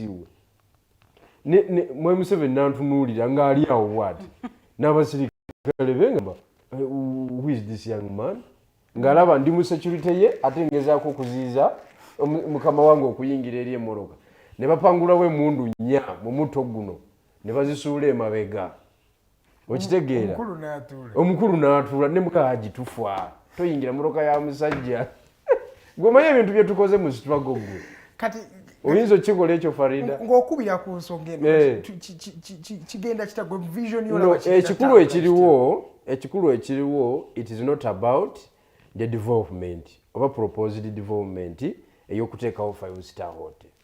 It is the continuous robbery ebaddewo and the theft of public goods because tewaliwo kintu kikoleddwa wano ku ttaka lya gavumenti nga kikoleddwa mu mutima ogutegereka era bannayuganda ne tusigala nga tufunyeemu ettaka lya gavumenti lyonna ligenze mu ba private individuals era eyo property njagala okutegeeza General Kaguta Museveni amanye ekituufu kye communicatinze wadde nga yakozeseza obuyinza obumuweebwa ssemateeka era gye yeekolera okay amanye ekituufu kyagenda okuteekawo sigamba nti ayagala kulaakulanya ggwanga no ayagala kuteekawo private business ye in my opinion. Tugende ku nsonga ya NRM otwogerera essaawa zino naye erimu ebiwayi bulijjo tubale tugamba NUP bali mu kuwawukana FDC eri bubi. But there is someone we're not talking about, who is the National Resistance Movement. Tutogeyanga ina factions bili. Esooka ye ya Muhoozi Kainerugaba, Patriotic League of Uganda. Pressure group empya ya launchingidwa. Naye ng'ate bakadaavu abasinga omwo obalaba nga beba NRM. Ate kati waliwo ne NRM endala ejjamu NRM tova ku main nga bo bakyasoosowaza omwami Yoweri Museveni. Kino nno kireesewo emigozi oba mu political party eyo. Nze ndaba oba kyembuuza omwami ono Bigirwa Moses okutunnyonnyola eno feud eri wakati wa NRM oba eno division gye tulaba mu kibiina kino bo ng'aba opposition bafunamu batya era njagala gye n'oba otandikira wano mwine engeri gye mufunamu mmwe ng'aba opposition ku bino emigozi oba negigenda mu maaso mu NRM gyo weegiri ensobi tugenda okukola as alternative actors kwe kulowooza nti General Museveni ataddewo confusion yensobi gye tugenda okukola ebintu byolaba bigenda mu maaso ebyo biri ku plan tewaliwo kintu mwami Muhoozi kyakola nga taata we takimanyi era ensobi gye tugenda okukola kwe kulowooza nti mwami Muhoozi ebintu byakola nti yeewaggudde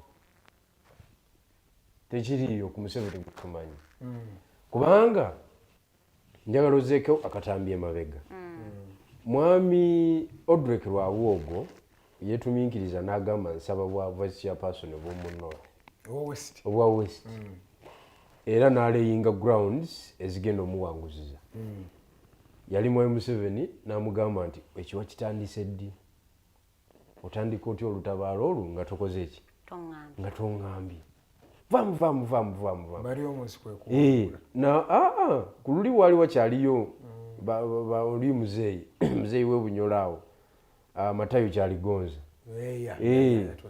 okay kakati Lwabwogo ne bamugjamu kakati kufujja mwami Muhoozi lyakakola n'atambula eggwanga n'akuba enkuŋŋaana n'abusinga kino n'akola atya kimugamba mwami Museveni abadde tabirabanga ebyo oba tabirabanga bigenda mu maaso abiraba kakati tewaliwo kintu mwami Muhoozi kyakola nga tekiri sanctioned by the father era njagala okutegeeza nti tugenda kubeera bagwagwa nnyo ffe nga bana Uganda abawumba tuutu abawedde emirimu singa tulowooza nti mwami Muhoozi ajja ku lulwe yeetengeredde tekiriyo ebintu byonna ebigenda mu maaso ka think tank ka General Kaguta Museveni katuula ne kabibala naye ate ekiriwo nti at least waliwo faction gye tumanyi etakkiririza mu Muhoozi. It is not a faction abo bayinza okubeera eyo anti kakati naye si be bananyini kintu bayinza okubeerayo ne mwami Museveni ebbanga lyonna abadde apingibwa niwe n'abagamba tumwesimbako kuwa chairman.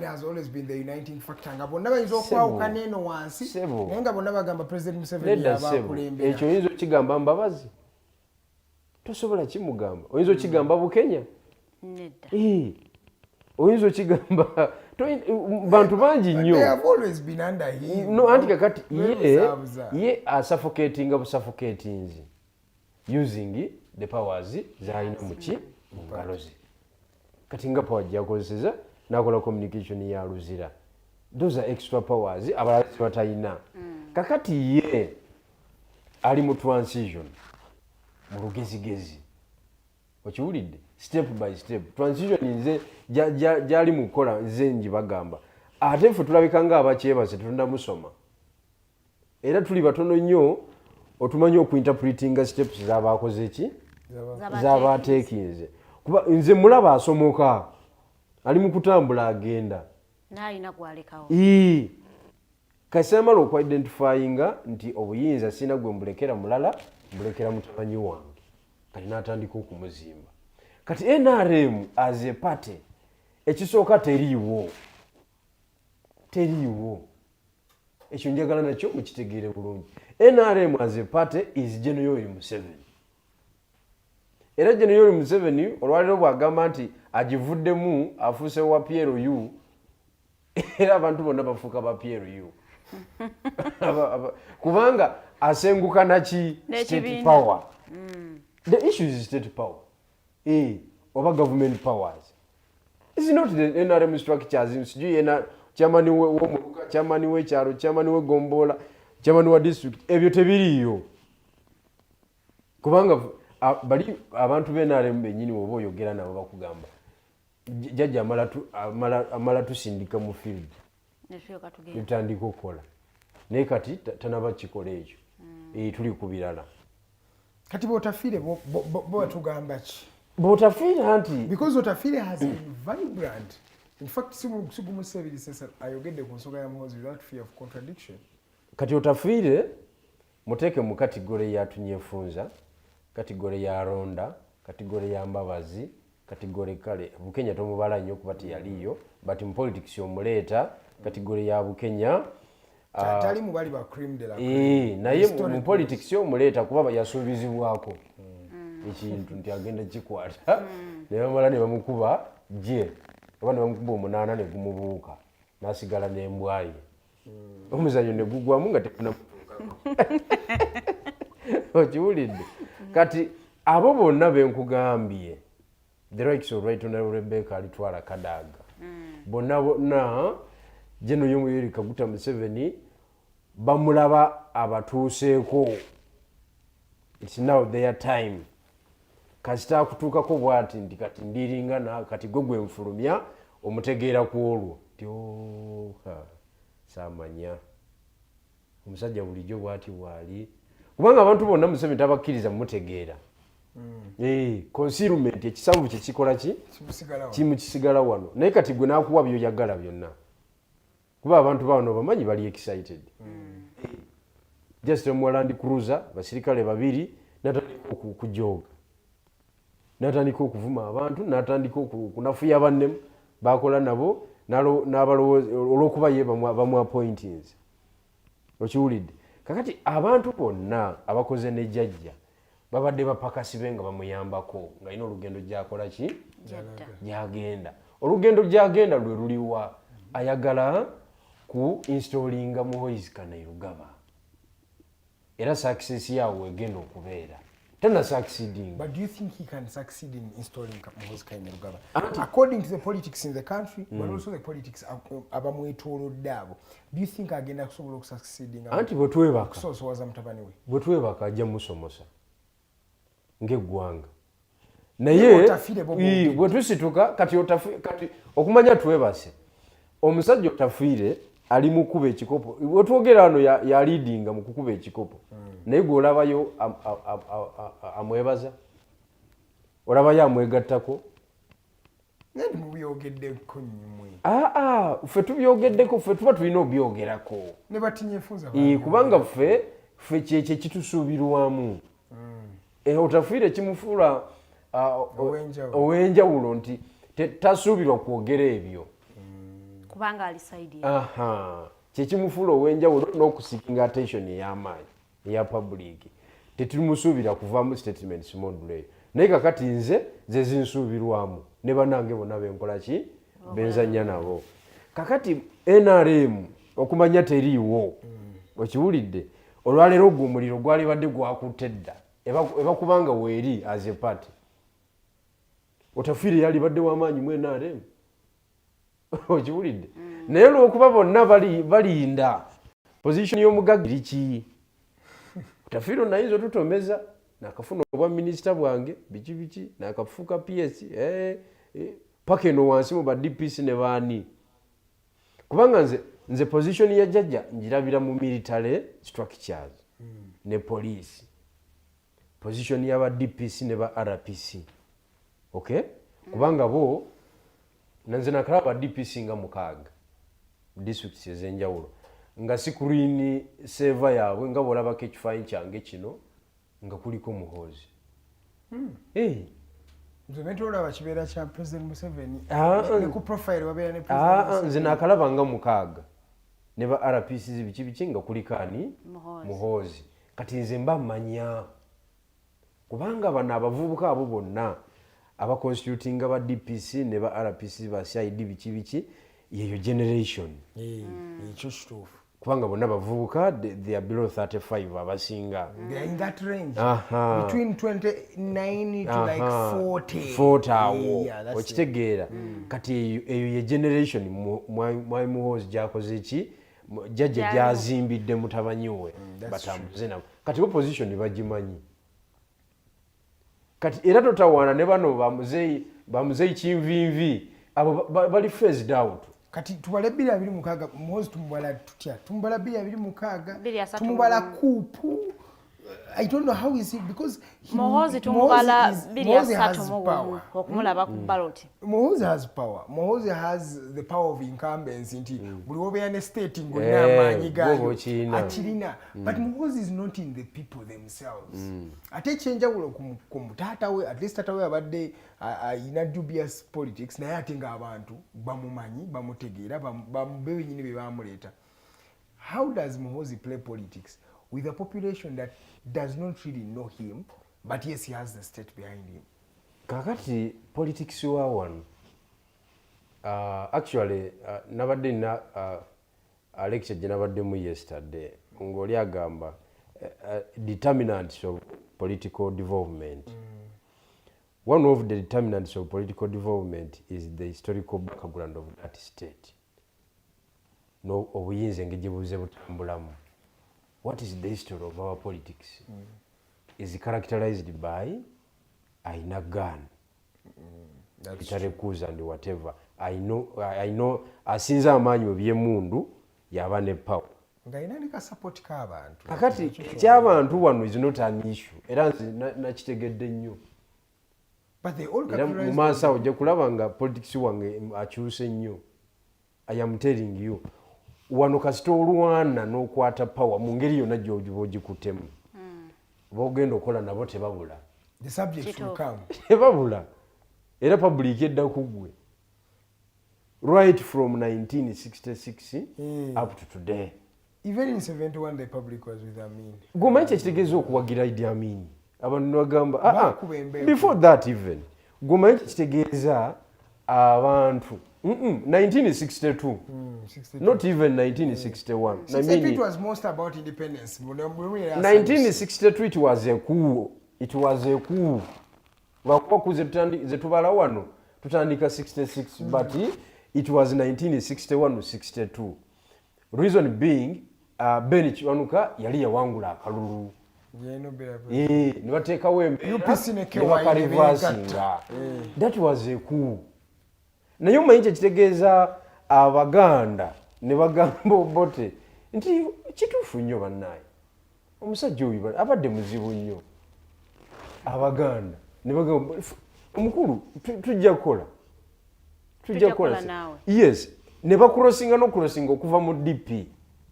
Ne bayingira omukago gwa KY ne UPC ne batambuza.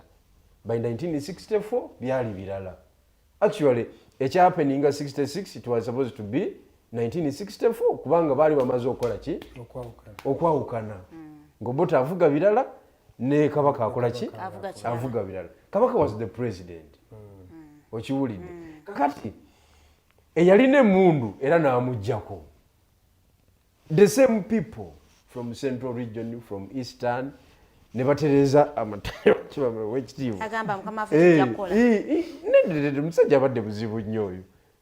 Okiwulidde omusajja abadde muzibu nnyo. Gw'omanya abantu okugamba abantu nga balabira ddala nti bajje ku president ate nga Kabaka wa Buganda abasajja ne basiba amataayi ku makya ne batandika okukola n'Obote. Ekintu kya wano sebo bwana Edgar ne Farida, it is not about the population.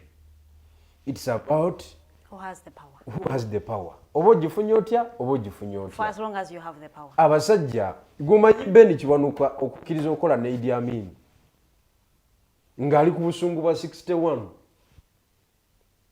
Okiwulidde nga 61 ng'alabira ddala abasajja baamulyamu olukwe ne bayiwa gavumenti ye ne baleeta omusajja wa Kokolo okiwulidde n'abenfuulira kakati mu busungu obungi ennyo naye teyateekamu artificial intelligence y'amaanyi politically n'akkiriza okukola ne Idi Amin naye ng'omanyi omusajja gw'okola naye Idi Amin so kati wana bannayuganda bajja kukola n'Omule Muhoozi bannayuganda baawano omuntu yenna abagguse abakutte obuyinza baba bakola naye amuteeringiyo omuntu yenna aba akoze eki kyova olaba fokasi ya Museveni esinga tebadde ku population tetusobola teekawo resistance ne tugamba nedda ffe si gwe twagala ate twali tukikoze ekindi nga bannayuganda gwe okimanyi nti ne Joseph Konya abakikwata singa ye president singa batukola abakikwata can say generations have evolved abaana kati abaliko bano abaana ba Gen-Z bano bazadde 2001 2000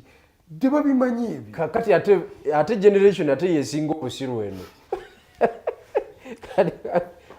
omanyi confidence Museveni wagijja okukola provocative statements okukola inflammatory statements ne actions eziprovoking abantu azikoze nyingi nnyo okiwulira naye akimanyi nti tusobola ku revoltinga against him akijjawa obadde okimanyi nti mu 1955 I think it was 1955 kabaka wa Buganda abazungu bamuwawanguse yes yali 54 n'agenda mu bwawanguse abataka ne basigala wano ne bagamba ne batandika kubeera awo Muteesa lwalikola ki lwalikomawo ne badda mu mboozi za Muteesa lwalikola ki lwalikomawo tebalina kye baakola kirala okiwulidde kati ate mu kiseera kino kiri wansi nnyo kubanga ne kabaka atudde ku Namulondo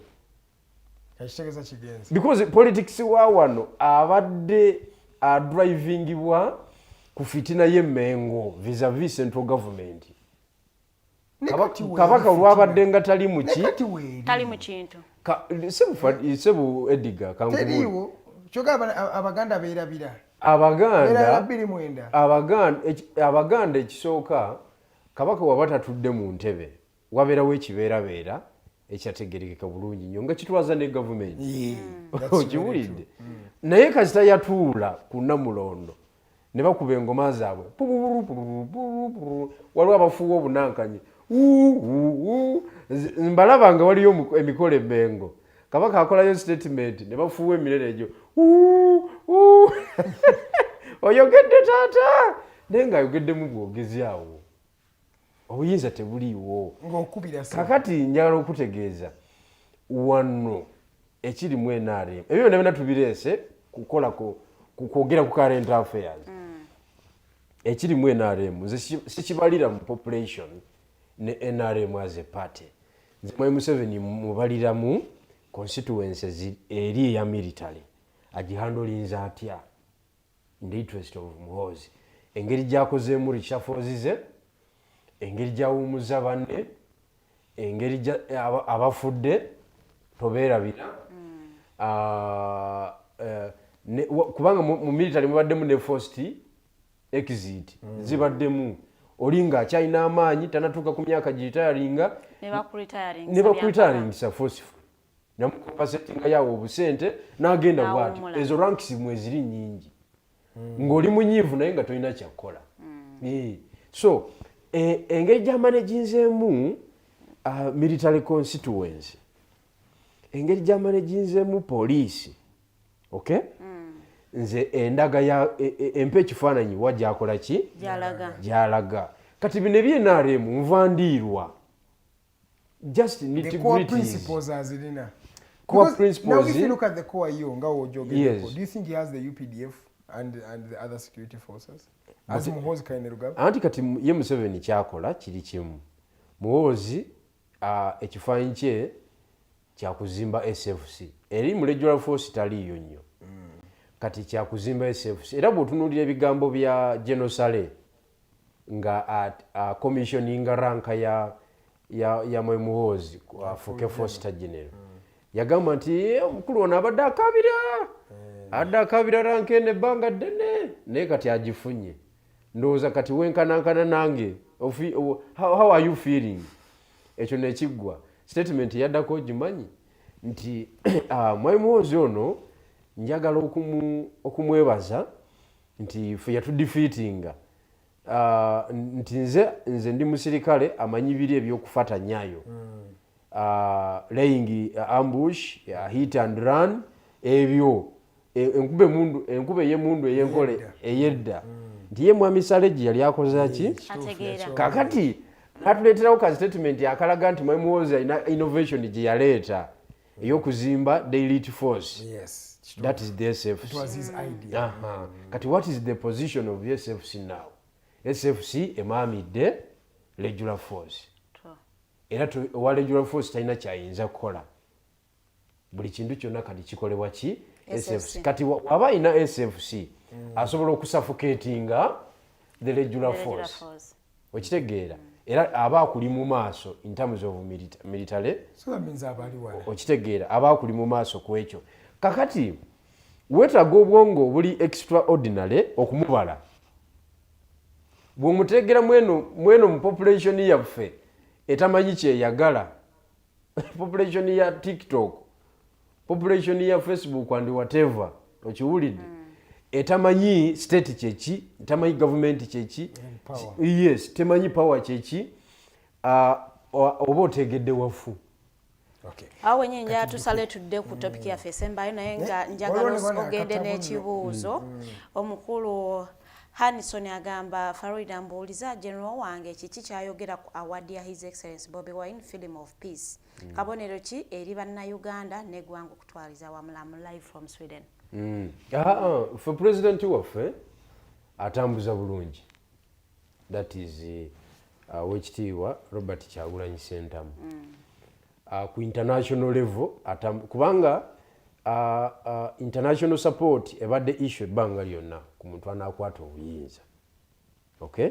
So asagudde bulungi tukuyita kusagula. Asagulira mmwe asagulira ye. Kyosooka mukirowoozeeko.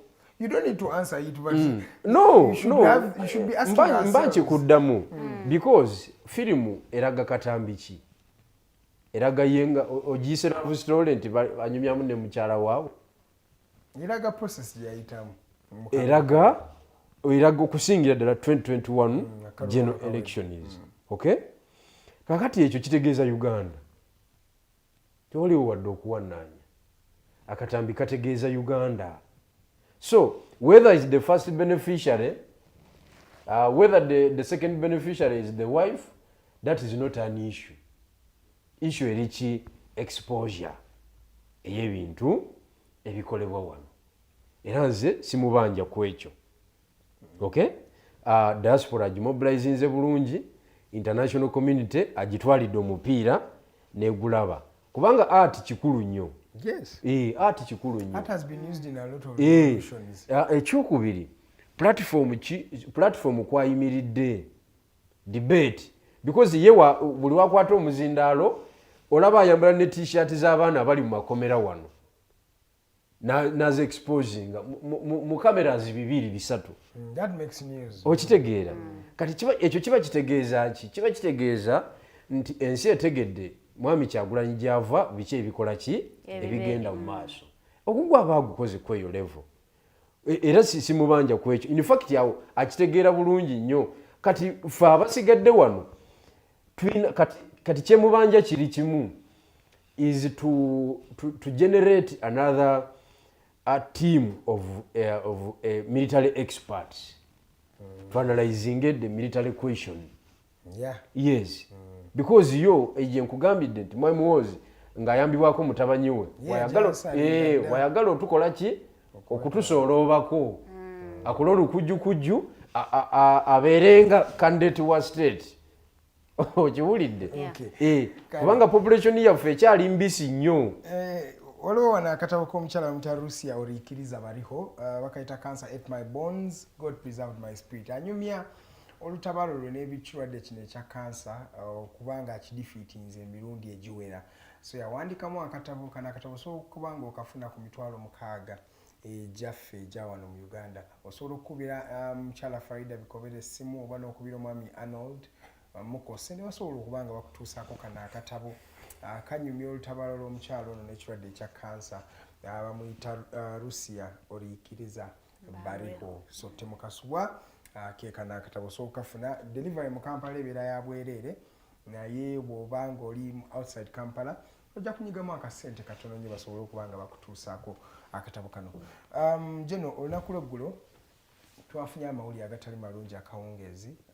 Omutaka akulembera ekika ky'endiga omwami inginiya Daniel Bosa olunaku lweggulo yakubiddwa amasasi agamuggye mu bulamu bw'ensi. Omwami ono akusinziira ku bantu ababaddewo yakubiddwa amasasi 3, erimu lyakutte omutwe endala nelikwata eriiso era nelikwata n'akamwa era natwalibwa emulago okuba nga akola postmortem. Abantu abagezezaako oba abamusse omu yattiddwa naye on sport, population yagenze n'emugwako n'emutta. Owookubiri era naye bagamba bamututte biwala ttaka ng'ali bubi nnyo oluvannyuma lw'okuba nga babakubye abantu. Naye kyali kikulumisa mu ino ensonga nti lwali abantu badde bavumu okuba nga basobola olumbagana abantu abakutte emmundu ne babeŋŋaŋa ate ne babasinza amaanyi. Ekikulaga nti population erina amaanyi nga yo, abantu balina amaanyi gaabwe, naye ate ekikulaga nti kati n'okutya kugenze kukendeera mu bantu. Naye nga tunatuuka ku nsonga eyo gw'okufa kw'omwami ono omutaka okulowoozaako ki? Ekisookera ddala kitalo nnyo nnyini ddala olw'okuviibwako musajja mukulu oyo taata waffe kubanga emyaka gye one of the elders of this country. Musajja mukulu wa kika wano mu Buganda. Structures ezo nkulu nnyo era zitwalibwanga emisingi egisigamizibwako okuzimba Obuganda ne Uganda okutwaliza awamu.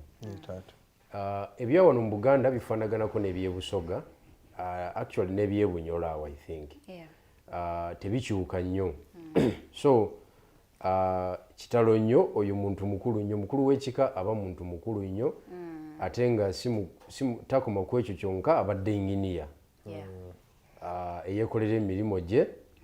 Emengo tebatera nnyo okulonda muntu muyabayaba mu by'ensawo oba onyweddemuko ng'osobola okutambuza ensonga z'Obuganda independently nga tebakunyeenyezza. So olunaku lwajja amawulire gatutuuseeko ffenna buli omu gye yabadde nga bamukubye amanda. Buleti zabadde 3 zokka ne zimaliriza omulimu. Kakati obuzibu obuliwo incident eno mu Busoga tulina enjogera egamba nti amaziga amayaaka gakwidukiza amaziga amakayire. Nti amaziga amapya gakwidukiza amaziga amakadde. Kakati gano gatuguddeko wano ne tugenda tujjukira incident yaani ava ku Ismail Axis ne tujjukira incident y'omusumba Bujingo. Okitegedde? Era kakati era ekifaananyi mbadde sisuubira kuleeta kubanga tewali nnyo maziga. Kyenjagala okutegeeza kiri bweki crime scene kya yeemu. Okay? Crime scene za njawulo naye nga enkola yeki yeemu. Ono bakozeseza bullet 3 ndowooza walabye. Bali bakozesa bullet 18 era naye walazaali 13. Kale ne bw'ozisala kale katugambe nnya kale oba toyagala zikola ki? Bali bakozesa bullet 13 nga bw'ogambye. Katugende n'ekyo ndowooza crime scene zombi osobola ozikola ki? Okuzikolako analysis. Kituufu. Tuli mu kaseera kazibu nnyo era niwankubadde omutaka yafudde naye omuntu alina okusooka okukwatibwa noti ku nsonga eno ku maziga gafa amakadde mwami Bujingo. Amaziga gafa amakadde agamwami Bujingo n'omukuumi alina okubanga ali luzira nga tenaba nakusengulwa. Lwakuba ono bamukubye matono n'afiirawo oli ne bakuba amaanyi.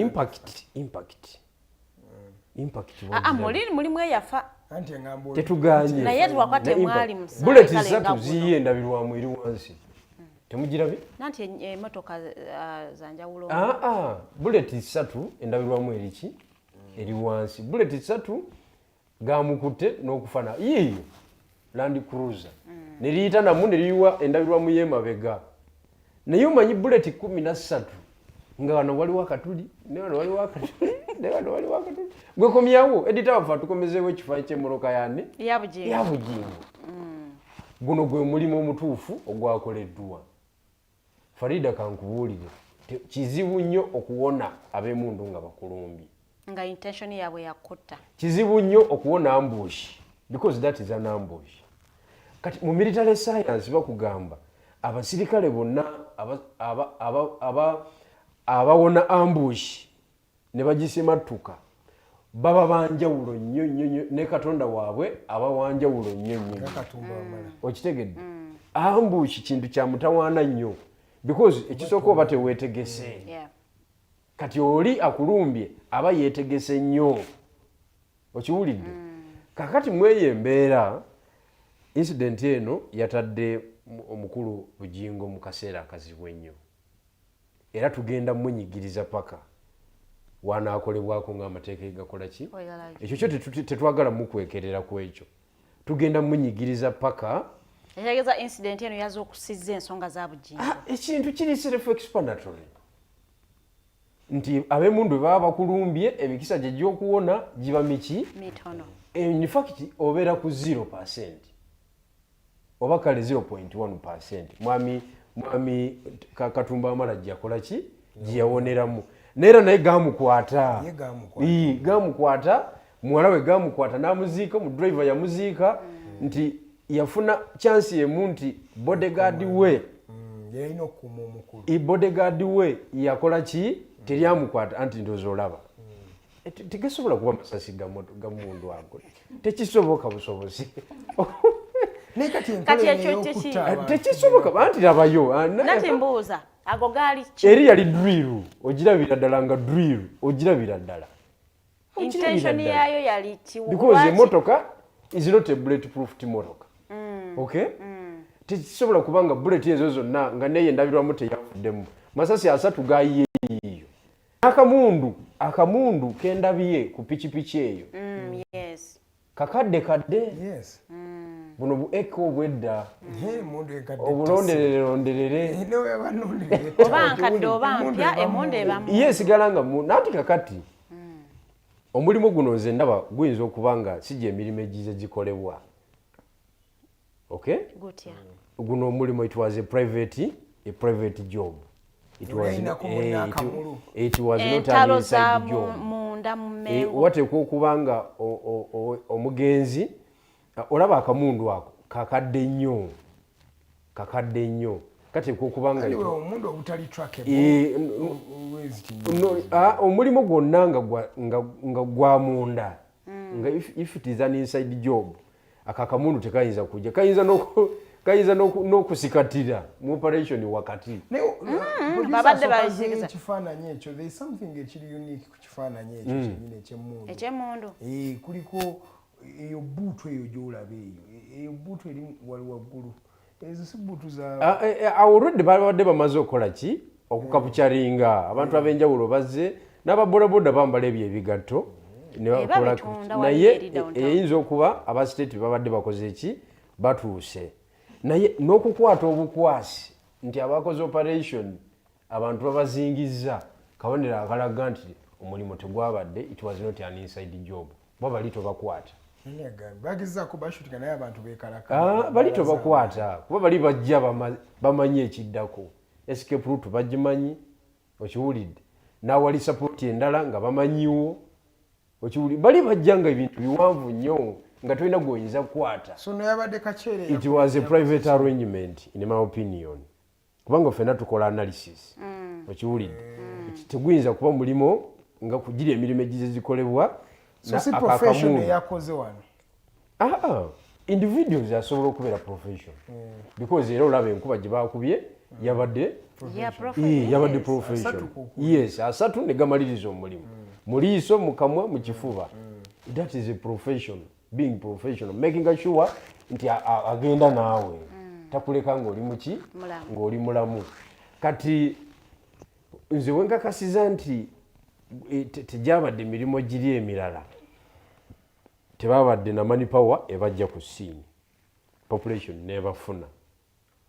kale katugambe nti babadde unlucky era obwe ababadde nga batterekibajjangawo piki babadde unlucky baba babadde unlucky dead body face y'omulambo tetugiraba ogwabali kubanga kikulu nnyo bagulazeeko tegunajja kuki noole eyakalamawo naye tetunafuna face ye twalibadde kubanga tufuna face yo tutandika okupepeta nti ani oyo nti oyo mwami dikusooka yaliko mu poliisi nti yaliyoko yaliko mu magye nti abadde akola ki tetumuyina mu system kuba kati we tuli wano olwaleero tosobola kukwatibwa mu siini module eyo bode yo nefunika oba n'okubibwa n'oluzinga consciousness nga tusobola okurecognizinga face yo n'oba nga tuna trendinga nga tebana ku profiling nga tekisoboka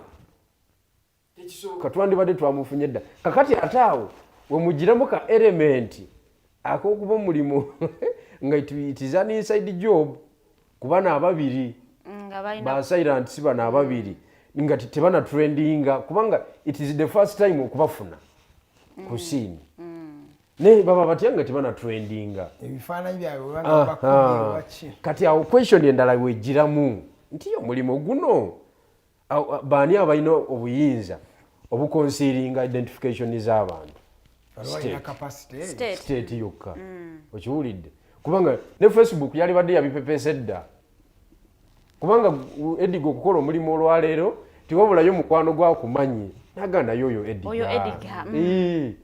oyo Edig kati oyo aliviringa ki aliviringa identification izizo ne biodata wo notandika okutrenga nti otumumanyi wejini nobutandika okujja ebyo tebinaba kujja mu public domain kakati ekyo kyekigufuula ate omulimu ogw'enjawulo naye nze ekigufuula private activity byebikozesebwa bye babadde nabyo professionalism yabadde oke bakubye target but kyebakozeseza kabundu kakadde nnyo bikibala era bikati yabaddemu n'amafuta bulungi okiwulidde si mafuta ge gabakwasiza they got overwhelmed by people naye bali abantu okusanga just babadde bangi bagezezaako obanga bwe bakoleddkwatibwa mu mipiira gino kati piki kwekuwa kati kwekubagwako abantu kakati